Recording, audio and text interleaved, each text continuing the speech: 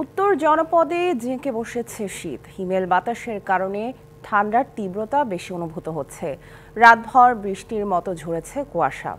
আরও জানাতে ঠাকুরগাঁও থেকে যুক্ত হচ্ছেন সহকর্মী নবীন হাসান। সরাসরি যাচ্ছি তার কাছে। নবীন, ঠাকুরগাঁওয়ে কেমন শীত পড়েছে, সর্বনিম্ন তাপমাত্রা কত জানাবেন?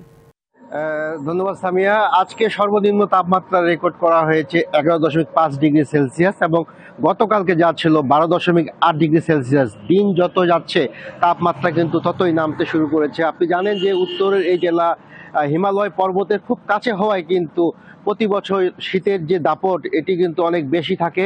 এবছর তার ব্যতিক্রম নয়। গত কয়েকদিন ধরেই কিন্তু শীতের প্রকোপ বৃদ্ধি পেয়েছে। এতে কিন্তু দুর্ভোগে পড়েছে সাধারণ মানুষ। শিয়া বাটার ও ভিটামিন ই সমৃদ্ধ lily glam beauty soap. Lily, always beautiful. তাদের জীবনযাত্রা অনেক কঠিন হয়ে পড়েছে।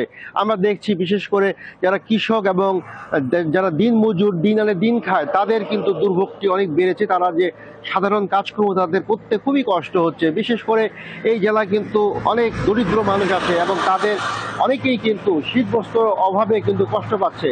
আমরা প্রতি বছর যেমনটি দেখি যে শীতবস্ত্র বিতরণ হয় বিভিন্নখানে, বিভিন্ন সংস্থা শীতবস্ত্র বিতরণ করে। এবছর কিছুটা কম লক্ষ্য করা যাচ্ছে। জেলা প্রশাসনের পক্ষ থেকেও কিন্তু খুব একটা আমাদের চোখে পড়ছে না, নজরে আসছে না শীতবস্ত্র বিতরণে। এতে কিন্তু সাধারণ মানুষের যে দুর্ভোগ সেটি কিন্তু দিন দিন আরো বৃদ্ধি পাচ্ছে। আমরা ঠাকুরগাঁও জেলার বিভিন্ন প্রান্তে ঘুরেছি, বিভিন্ন পথচারী বা বিভিন্ন যারা দিনমজুর তারা কিন্তু এমনটাই দাবি করছেন। এছাড়াও যদি ঠাকুরগাঁয়ের হাসপাতালের চিত্র বলি, আমরা হাসপাতালে কিন্তু শীতজনিত রোগীর সংখ্যা বাড়ছে এবং যারা রোগীর সংখ্যা বাড়ছে এবং এছাড়াও কিন্তু যারা নিউমোনিয়া এবং ডায়রিয়া রোগীর সংখ্যা বাড়ছে বলে শিশু বিশেষজ্ঞ আমাদের জানিয়েছে।